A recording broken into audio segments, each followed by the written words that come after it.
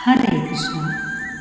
चारों वर्णों के स्वाभाविक कर्मों का वर्णन करके अब भक्ति युक्त कर्म योग का स्वरूप और फल बतलाने के लिए उन कर्मों का किस प्रकार आचरण करने से मनुष्य अनायास परम सिद्धि को प्राप्त कर लेता है।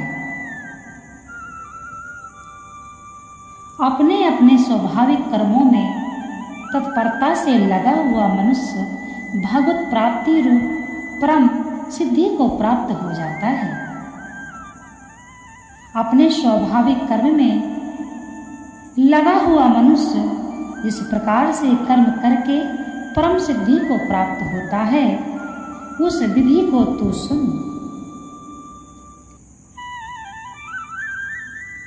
उलझनों को सुलझाने के लिए और धर्म संकट उपस्थित होने पर समुचित व्यवस्था देने के लिए परिष्कृत और निर्मल मस्तिष्क की आवश्यकता है। धर्म की और धर्म में स्थित समाज की और भौतिक आक्रमणों से रक्षा करने के लिए बाहुबल की आवश्यकता है। हे अर्जुन, मस्तिष्क और बाहु का यथायोग्य रीति से पोषण करने के लिए धन की और अन्न की आवश्यकता है और उपर्युक्त कर्मों को यथायोग्य संपन्न कराने के लिए शारीरिक परिश्रम की आवश्यकता है। इसीलिए समाज शरीर का, मस्तिष्क ब्राह्मण है, बाहु क्षत्रिय है, उरु वैश्य है और चरण शूद्र है। चारों एक ही समाज शरीर के चार आवश्यक अंग हैं। एक दूसरे की सहायता पर सुरक्षित और जीवित है। घृणा या अपमान की तो बात ही क्या है। इनमें से किसी की तनिक भी अवहेलना नहीं की जा सकती, ना इनमें पांच ऊंच की। देखिए, आज के समय में जो नीची जात के लोग हैं उनका भी अपमान होता है। यहाँ पे हिंदू और मुस्लिम पर ही विवाद नहीं है। यहाँ पर छोटी जात पर बड़ी जात विरोध करती है, यह भी गलत है। यह भगवान क्या कह रहे हैं, बहुत ही समझने का विषय है। ना इनमें नीच ऊंच की कल्पना है। अपने अपने स्थान और कार्य के अनुसार चारों ही बड़े हैं। ब्राह्मण ज्ञान बल से, क्षत्रिय बाहुबल से, वैश्य धन बल से और शूद्र जन बल से या श्रम बल से बड़ा है।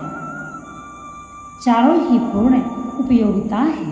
इनकी उत्पत्ति भी एक ही भगवान के शरीर से हुई है।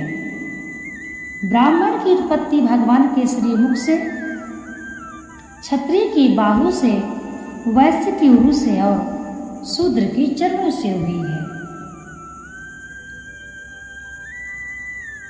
परंतु इनका यह भी अपना बल ना तो स्वार्थ सिद्धि के लिए है और ना किसी दूसरों को दबाकर स्वयं ऊंचा बनने के लिए ही है। समाज शरीर के आवश्यक अंगों के रूप में इनका योग्यतानुसार कर्म विभाग और यह भी केवल धर्म के पालन पलवाने के लिए ही ऊंच नीच का भाव ना होकर यथायोग्य कर्म विभाग होने के कारण ही चारों वर्णों में एक शक्ति सामंजस्य रहता है। कोई भी किसी का अवहेलना नहीं कर सकता है, ना किसी के नाते। देखिए, हर जात का सम्मान करना चाहिए, ना किसी के न्याय अधिकार पर आघात कर सकता है। इस कर्म विभाग और कर्म अधिकार के सुदृढ़ आधार पर रचित एवं वर्ण धर्म ऐसा सुव्यवस्थित है कि इसमें शक्ति सामंजस्य अपने आप ही रहता है। स्वयं भगवान ने और धर्म निर्माता ऋषियों ने प्रत्येक वर्ण के कर्मों का अलग अलग स्पष्ट निर्देश करके तो सबको अपने अपने धर्म का निर्विघ्न पालन करने के लिए और सुविधा करती है।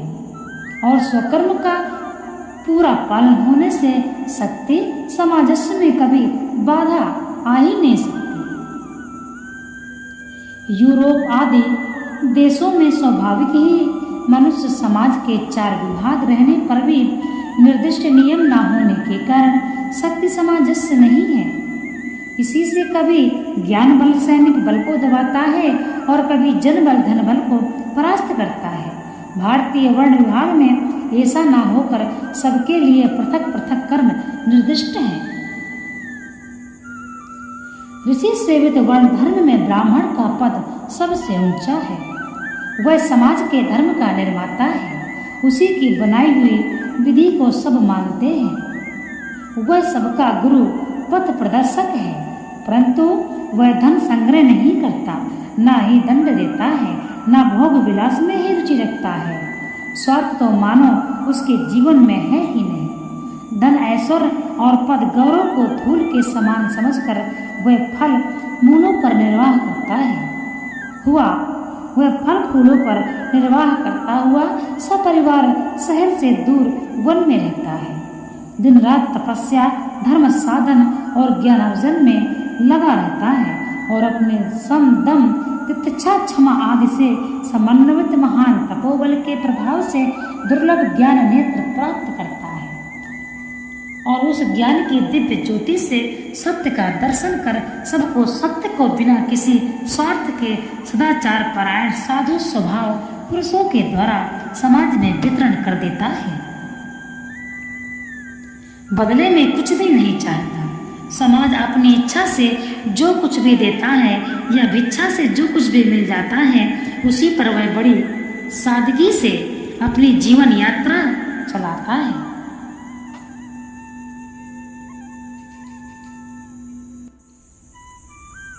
उसके जीवन का यही धर्ममय आदर्श है। क्षत्रिय सब पर शासन करता है, अपराधी को दंड और सदाचारी को पुरस्कार देता है। दंड बल से दुष्टों को सिर नहीं उठाने देता और धर्म की तथा समाज की दुराचारियों, चोरों, डाकुओं और शत्रुओं से रक्षा करता है। क्षत्रिय दंड देता है, परंतु कानून की रचना स्वयं नहीं करता।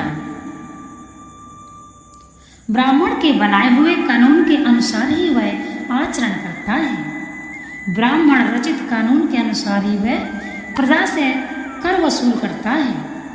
उसी कानून के अनुसार प्रजा हित के लिए वह व्यवस्था पूर्वक उसे व्यय कर देता है। कानून की रचना ब्राह्मण करता है और धन का भंडार वैश्य के पास है। क्षत्रिय तो केवल विधि के अनुसार व्यवस्थापक और संरक्षक मात्र है। धन का मूल वाणिज्य, पशु और अन्न सब वैश्य के हाथ में है। वैश्य धन उपार्जन करता है और सबको बढ़ाता है, किंतु अपने लिए नहीं। वह ब्राह्मण के ज्ञान और क्षत्रिय के बल से संरक्षित होकर धन को सब वर्णों के हित में उसी विधान के अनुसार व्यय करता है। शासन पर उसका कोई अधिकार है और न उसे उसकी आवश्यकता ही है, क्योंकि ब्राह्मण और क्षत्रिय उसके वाणिज्य में कभी कोई हस्तक्षेप नहीं करते। स्वार्थवश उसका धन कभी नहीं लेते और हम उसकी रक्षा करते हैं और ज्ञान बल और बाहुबल से ऐसी सुव्यवस्था करते हैं कि जिससे वह अपना व्यापार सुचारू रूप से निर्विघ्न चला सकता है। इससे उसके मन में कोई असंतोष नहीं है और वह प्रसन्नता के साथ ब्राह्मण और क्षत्रिय का प्रधान मानकर चलता है और मानना भी आवश्यक समझता है, क्योंकि इसी में उसका हित है। वह खुशी से राजा को कर देता है, ब्राह्मण की सेवा करता है और विधिवत आदर पूर्वक शूद्र को भरपूर अन्न वस्त्र आदि देता है। यह वैश्य का कर्तव्य है। अब रहा शूद्र स्वाभाविक ही जनसंख्या में अधिक है। शूद्र में शारीरिक शक्ति प्रबल है, परंतु मानसिक शक्ति कुछ कम है। अतएव शारीरिक श्रम ही उसके हिस्से में रखा गया है और समाज के लिए शारीरिक शक्ति बड़ी आवश्यकता भी है, परंतु उसकी शारीरिक शक्ति का मूल्य किसी से कम नहीं है। शूद्र के जनबल के ऊपर ही तीनों वर्णों की प्रतिष्ठा है, यही आधार है। पैर के बल पर ही शरीर चलता है। अतएव शूद्र को तीनों वर्ण अपना प्रिय अंग मानते हैं। उसके श्रम के बदले में वैश्य प्रचुर धन देता है। क्षत्रिय उसके धन की रक्षा करता है और ब्राह्मण उसको धर्म का भागवत प्राप्ति का मार्ग दिखलाता है। न तो स्वार्थ सिद्धि के लिए कोई वर्ण शूद्र की वृत्ति हरण करता है और न स्वार्थवश उसे कम परिश्रम देता है और उसे अपने से नीचा मानकर किसी प्रकार का दुर्व्यवहार नहीं करता। सब यही समझते हैं कि अब कल्पना अपना इस तत्व ही पाते हैं। कोई किसी पर उपकार नहीं करता, परंतु सभी एक दूसरे की सहायता करते हैं और अब अपनी उन्नति के साथ उसकी उन्नति करते हैं और उसकी उन्नति में अपनी उन्नति, अवनति में अपनी अवनति मानते हैं। ऐसी अवस्था में जनबल युक्त शूद्र संतुष्ट रहता है। चारों में कोई किसी से ठगा नहीं जाता, कोई किसी से अपमानित नहीं होता। एक ही घर के चार भाइयों की तरह एक ही घर की सम्मिलित उन्नति के लिए चारों भाई प्रसन्नता और योग्यता के अनुसार बांटे हुए अपने अपने पृथक पृथक आवश्यक कर्तव्य पालन में लगे रहते हैं। यूं चारों वर्ण परस्पर ब्राह्मण धन विस्थापन के द्वारा, क्षत्रिय बाहुबल के द्वारा, वैश्य धन बल के द्वारा और शूद्र शारीरिक श्रम बल के द्वारा एक दूसरे का हित करते हुए समाज की शक्ति बढ़ाते हैं। ना तो एक सा कर्म करना चाहते हैं और ना अलग अलग कर्म करने में कोई ऊंच नीचे भाव ही मन में लाते हैं। इसी से उनका शक्ति सामंजस्य रहता है और धर्म उत्तरोत्तर बलवान और पुष्ट होता है। ये वर्ण धर्म का स्वरूप है।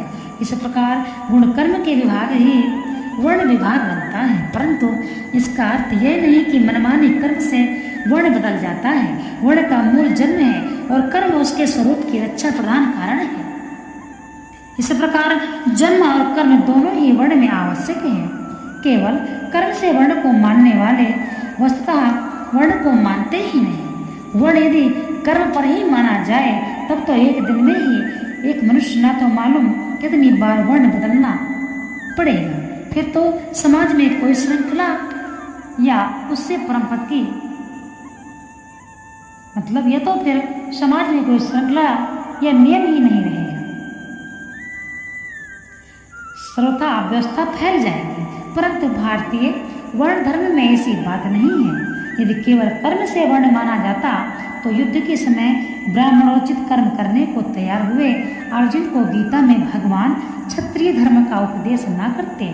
मनुष्य के पूर्वकृत शुभाशुभ कर्मों के अनुसार ही उसका विभिन्न वर्णों में जन्म हुआ है। जिसका जिस वर्ण में जन्म होता है उसको उसी वर्ण के निर्दिष्ट कर्मों का आचरण करना चाहिए, क्योंकि वही उसका स्वधर्म है और स्वधर्म का पालन करते करते मर जाना भगवान श्री कृष्ण के कल्याणकारक बतलाया है। भगवान श्री कृष्ण ने कल्याणकारक बतलाया है। साथ ही परम धर्म को भयावह भी बतलाया है। यह ठीक है कि क्योंकि सब वर्णों के स्वधर्म पालन से ही सामाजिक शक्ति सामंजस्य रहता है और तभी समाज धर्म की रक्षा और उन्नति होती है। स्वधर्म का त्याग और परम धर्म का ग्रहण व्यक्ति और समाज दोनों के लिए ही हानिकारक है। खेद की बात है विभिन्न वर्णों से आर्य जाति की यह वर्ण व्यवस्था इस समय शिथिल हो चली है। आज कोई भी वर्ण अपने धर्म पर आरूढ़ नहीं है। सभी मनमाने आचरण करने पर उतर रहे हैं और इसका कुफल भी प्रत्यक्ष दिखाई दे रहा है।